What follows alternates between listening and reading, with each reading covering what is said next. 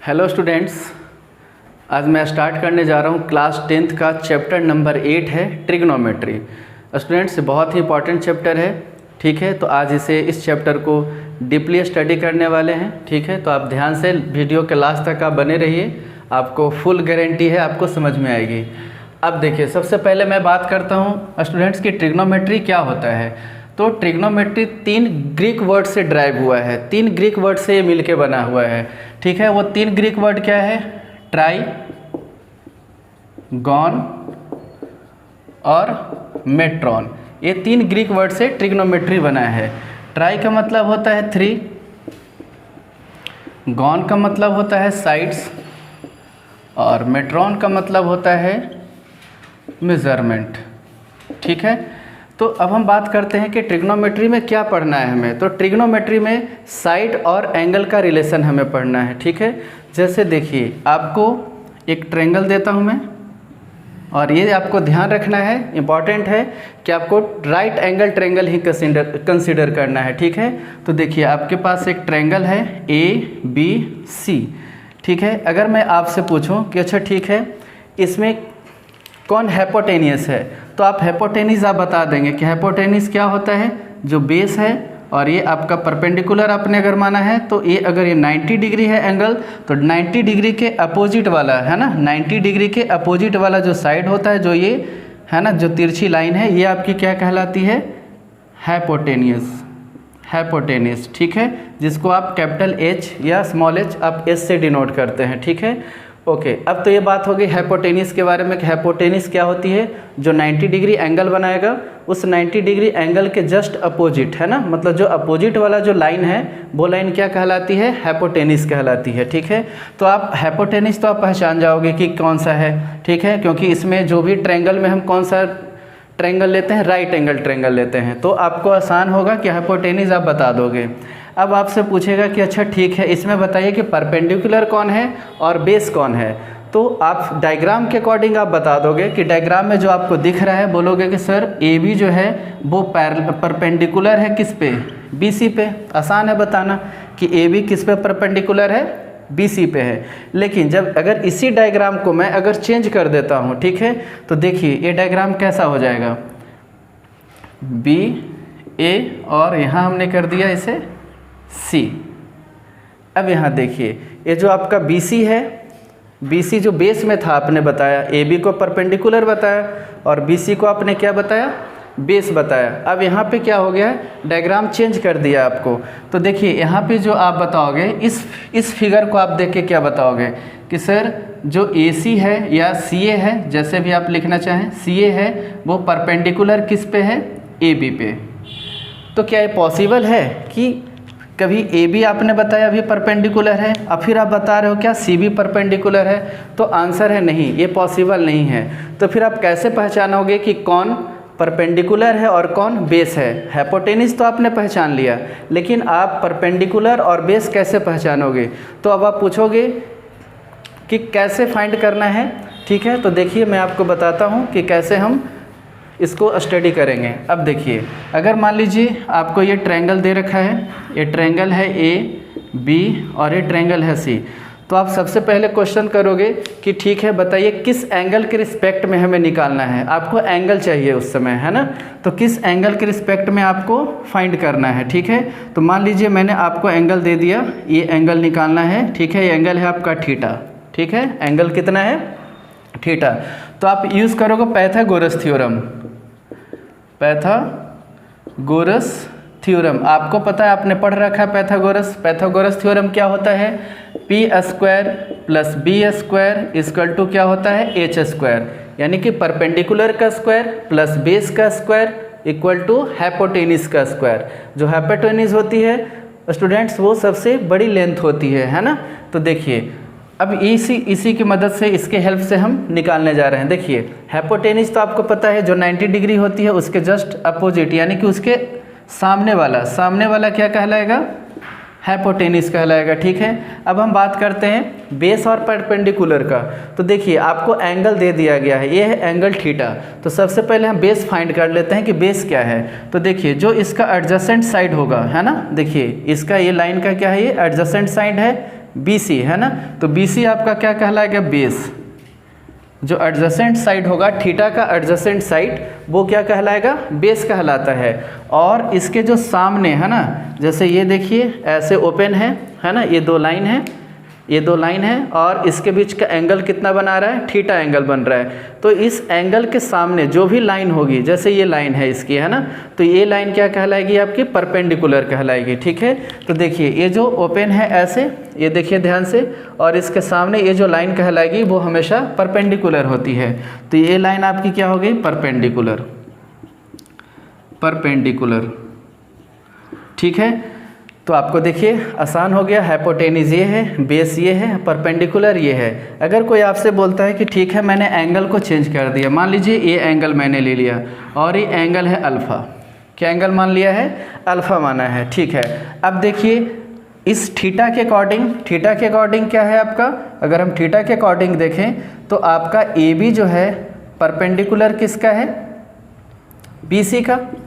AB किसका perpendicular है, BC का है। ठीक है, अब देखिए आपने अल्फ़ा माना है, एंगल क्या माना है, अल्फ़ा। ठीक है, तो अल्फ़ा के अकॉर्डिंग कौन हो जाएगा, अल्फ़ा के ये एंगल अगर आप लोगे तो इसके अकॉर्डिंग ये जो इसका हो गया एडजेसेंट साइड हो गया, ये जो आप देख रहे हैं ये क्या है, एडजेसेंट साइड है। तो इसके अकॉर्डिंग ये बेस कहलाएगा, ये क्या हो जाएगा, बेस। और इसके सामने वाला जो फ्रंट है, ये सामने जो है ये कहलाएगा आपका परपेंडिकुलर, क्या हो जाएगा, ये परपेंडिकुलर। तो आपने देखा कि अगर ये थीटा है, थीटा के अगर आप एंगल को रिस्पेक्ट में देखोगे तो ये सामने वाला परपेंडिकुलर है, और अगर अल्फ़ा के रिस्पेक्ट में देखोगे तो इसके सामने वाला ये परपेंडिकुलर है। ठीक है, तो ऐसे करके हम परपेंडिकुलर, हाइपोटेन्यूज और क्या है, बेस हम बता सकते हैं कि कैसे निकालते हैं। ठीक है, अब हम बात करते हैं आपको, ये तो आपने देख लिया परपेंडिकुलर, बेस और क्या है, हाइपोटेन्यूज। तो इस तीनों का जो तीनों साइड है इसके हम रिलेशंस के बारे में पढ़ेंगे। ठीक है, कि इसके रेशियो हम कैसे फाइंड करते हैं। तो चलिए देखते हैं रेशियो कैसे फाइंड करेंगे।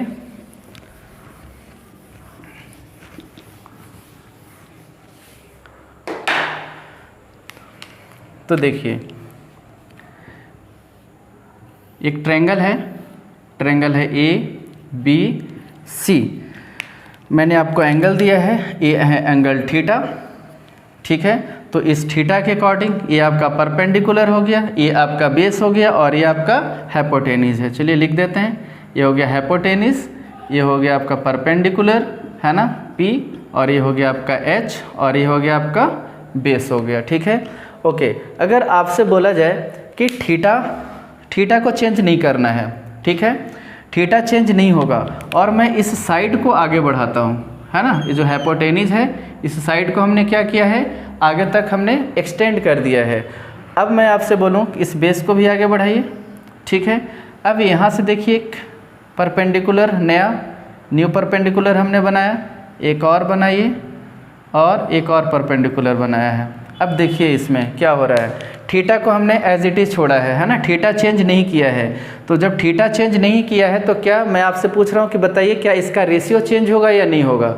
तो देखिए देखते हैं इसका रेशियो। अगर मैं बात करूँ परपेंडिकुलर अपॉन बेस का रेशियो, है ना, किसका लेने जा रहा हूँ, परपेंडिकुलर अपॉन बेस। तो देखिए अगर फर्स्ट वाली ट्रायंगल में ध्यान से देखिए, जो है आपका रेड का जो है ये ट्रायंगल, है ना, जो रेड कलर में जो ट्रायंगल बना है, इस ट्रायंगल को आप देखिए, तो इस ट्रायंगल के अकॉर्डिंग जो आपका परपेंडिकुलर है वो AB है ना, ये फर्स्ट वाली ट्रायंगल की बात कर रहा हूँ।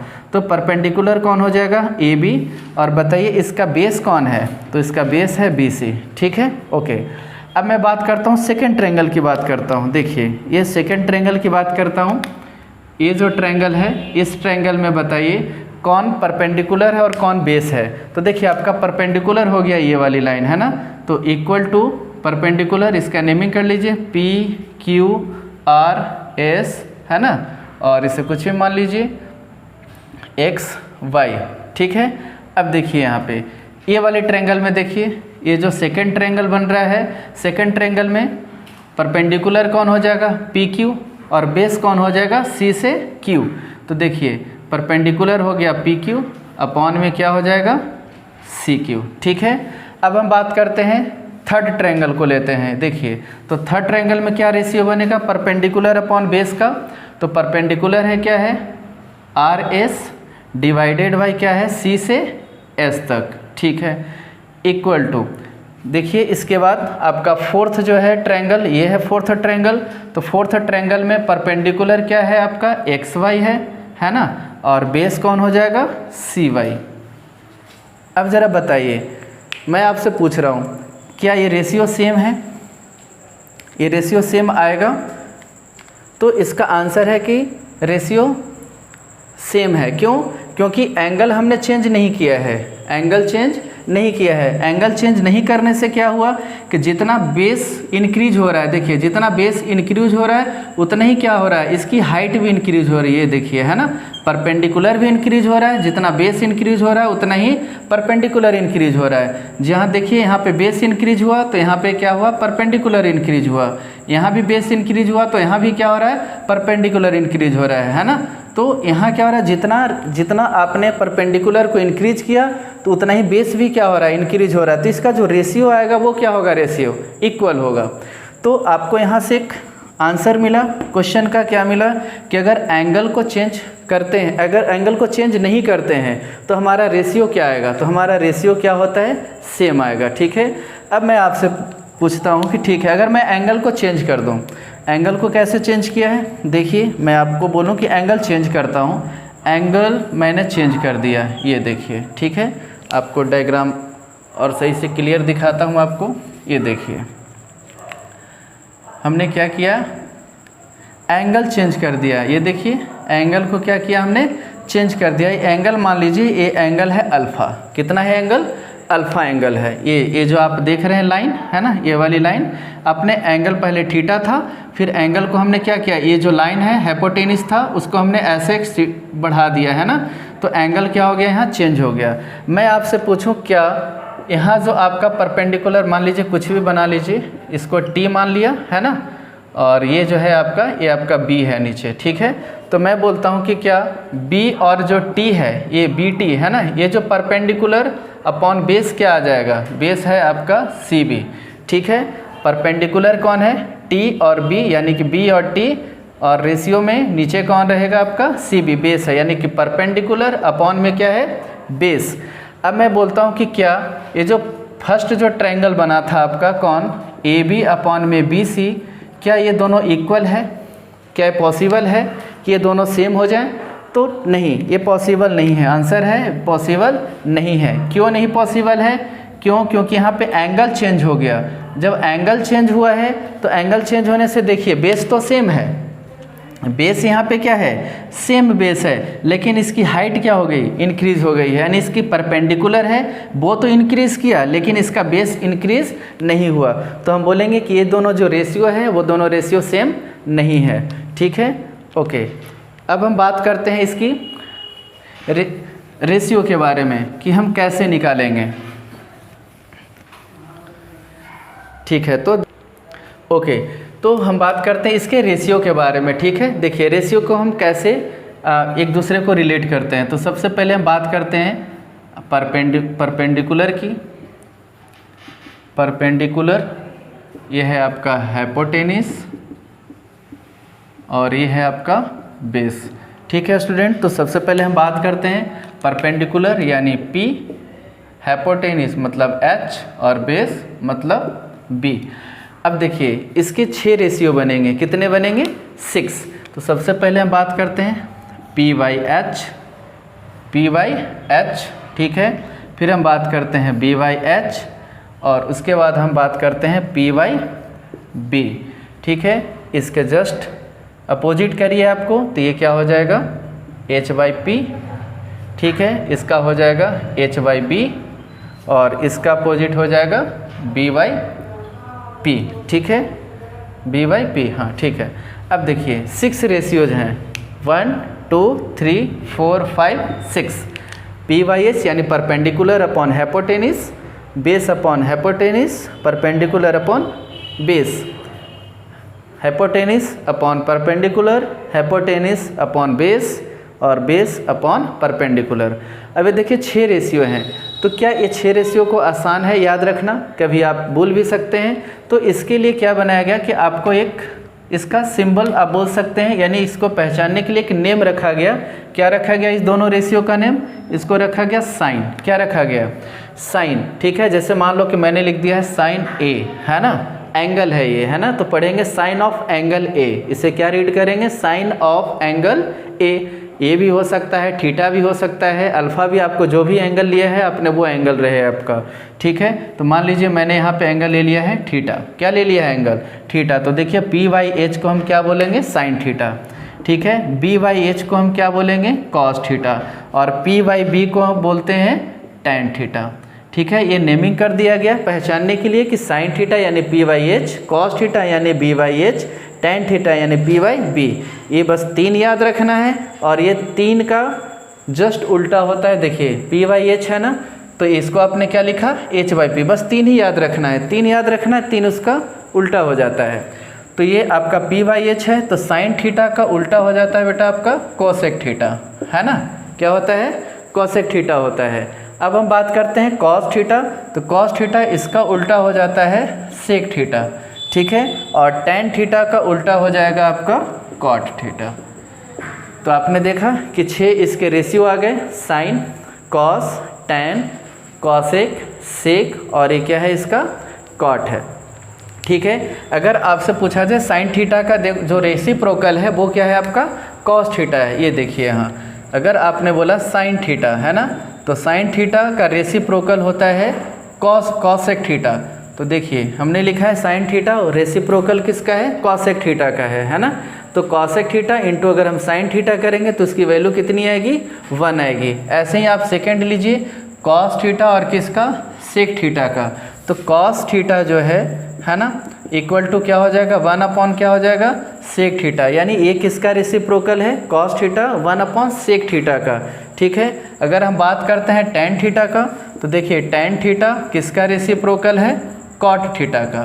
तो 1 अपॉन क्या हो गया? Cot theta. फिर आगे जाके हम आइडेंटिटीज़ बनाएंगे, आइडेंटिटीज़ पढ़ेंगे आप कि sine theta cos theta 1, cos theta into sec theta 1, cot tan theta into cot theta क्या हो जाएगा?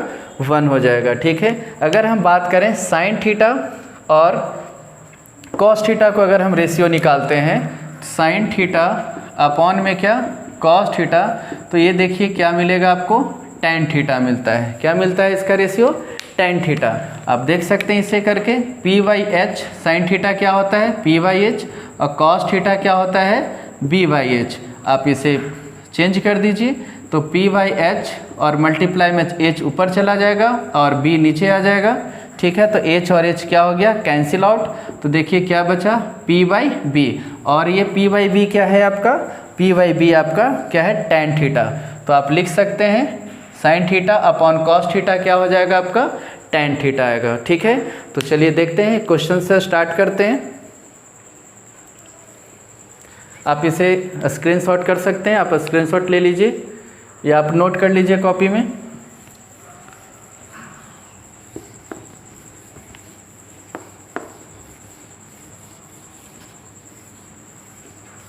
देखिए एक एग्जांपल से स्टार्ट करते हैं। अगर आपको दे रखा है साइन ए इजकल टू 3/4, ठीक है, साइन ए इजकल टू 3/4, तो आपको फाइंड करना है, find all other trigonometry ratio. ठीक है, और बाकी इसकी ट्रिग्नोमेट्रिक रेशियो आपको फाइंड करना है। तो सबसे पहले आप क्या करेंगे? सबसे पहले आप एक राइट एंगल ट्रायंगल लेंगे। ठीक है, तो एक राइट एंगल ट्रायंगल लीजिए, this is right angle triangle. Naming कर लीजिए ए बी और ये क्या है? सी है। ठीक है, चलिए अब सबसे पहले देखना है कि आपको एंगल कंसीडर करना है। तो एंगल ए है, तो ये क्या हो गया आपका? Angle A. ठीक है, आप एंगल ए कंसीडर कर लिया आपने। अब देखिए क्या दे रखा है? साइन ए है ना, तो साइन ए कितना दे रखा है? 3 क्या है? 4 है। तो देखिए 3 क्या, साइन क्या क्या होता था रेशियो? साइन का होता है, साइन थीटा का रेशियो होता था P/H। ठीक है, तो परपेंडिकुलर कितना? परपेंडिकुलर इसके सामने का होगा, तो परपेंडिकुलर कितना हो गया आपका? 3, है ना। और h कितना है आपका? h है आपको 4, तो h कौन है? ये हाइपोटेन्यूस है ना, तो ये क्या हो गया? 4। अब आपको क्या करना है? आपको परपेंडिकुलर आपको बेस फाइंड करना है। क्यों? क्योंकि ये तो परपेंडिकुलर है, ये हाइपोटेनिस है, तो इसका जो एडजेसेंट साइड है यानी कि ए बी क्या है आपका बेस, तो आपको क्या फाइंड करना है? बेस फाइंड करना है। तो देखिए बेस कैसे फाइंड करेंगे, तो बेस पाइथागोरस थ्योरम यूज़ करेंगे आप, बाय पाइथागोरस थ्योरम, है ना। तो देखिए पाइथागोरस थ्योरम क्या होता है, P square plus B square equal to क्या होता है, एच स्क्वायर। ठीक है, ओके। यहाँ पे पी स्क्वायर क्या है, पी है जो आपका वो है 3, तो 3 यहाँ रख लीजिए, 3 का स्क्वायर प्लस बेस कितना है, बेस तो आपको फाइंड करना है, तो B square equal to H कितना है आपको 4 दे रखा है, तो यहाँ पे क्या रखे हैं 4 का स्क्वायर। ठीक है, अब देखिए 3 का स्क्वायर क्या हो गया 9, ठीक है, बी स्क्वायर इजकल टू क्या हो गया 4 का स्क्वायर हो जाएगा 16। अब बी स्क्वायर निकालना है आपको, तो बी स्क्वायर रखिए, 9 को आप राइट साइड में लेके जाइए, तो यहाँ देखिए प्लस साइन है ना, कुछ नहीं लिखा इसका मतलब प्लस है, तो आप 9 को साइड लेके जाइए, तो क्या हो जाएगा 60 माइनस क्या हो जाएगा 9। तो देखिए बी स्क्वायर इजकल टू 16 में से 9 जाएगा, कितना बचेगा 7, है ना। तो बी कितना हो जाएगा, बी इजकल टू हो जाएगा, यहाँ पे स्क्वायर है, तो जब स्क्वायर यहाँ से हटेगा तो इधर क्या आ जाएगा रूट में, यानी कि जो आपने बी आया है, बी जो आया है यानी कि बेस वो है आपका √7। ठीक है, तो देखिए आपको बेस मालूम हो गया, ये है √7, परपेंडिकुलर पता है, आपको हाइपोटेनस पता है, तो आपको इसके अलावा जितने भी 5 रेशियोज हैं वो आपको फाइंड करना है। तो क्या करना है, यहाँ देखिए मैं साइड में आपको बताता हूँ। साइन ए आपको मालूम था 3/4। अब बात करते हैं कॉस का, ठीक है, एंगल ए रखा है आपने, तो कॉस ए इजकल टू क्या होता है B/H।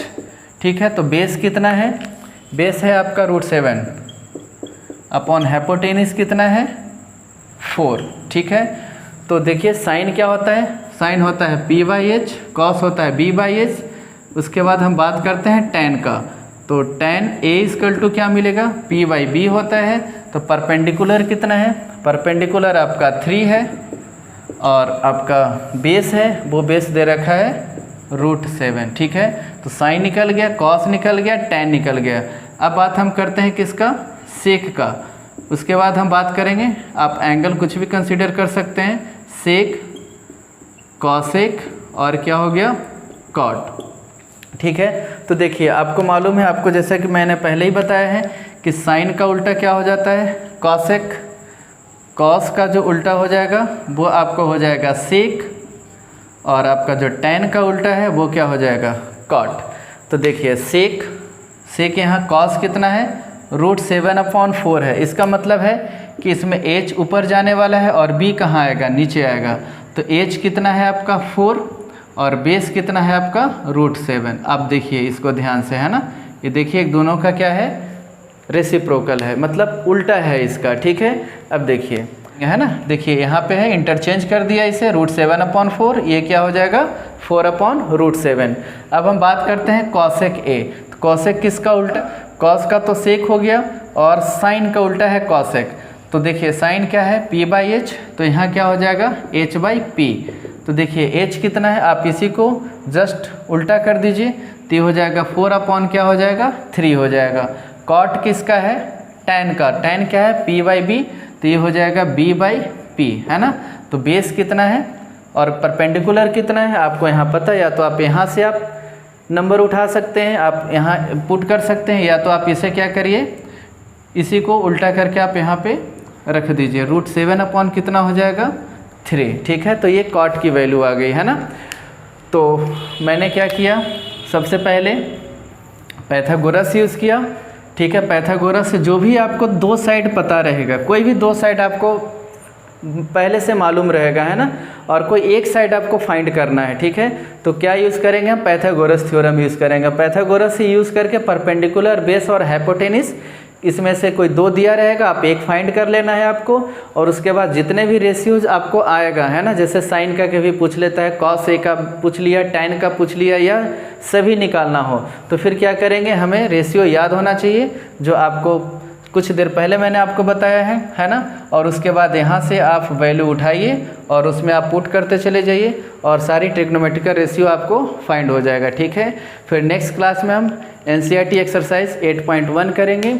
उसके बाद कुछ प्रीवियस ईयर के क्वेश्चंस करेंगे कि प्रीवियस ईयर के क्वेश्चंस जो आते रहते हैं, जो इंपॉर्टेंट होता है, उसके बारे में आपको डिस्कशन करेंगे, ठीक है। और फिर एक सीरीज़ हम RS अग्रवाल के बुक के भी बनाएंगे, ठीक है। और फिर ठीक है, आप जुड़े रहिए हमसे और इसे आप नोट करना है तो आप नोट कर लीजिए। ओके, फिर हम मिलते हैं नेक्स्ट वीडियो में। Thank you.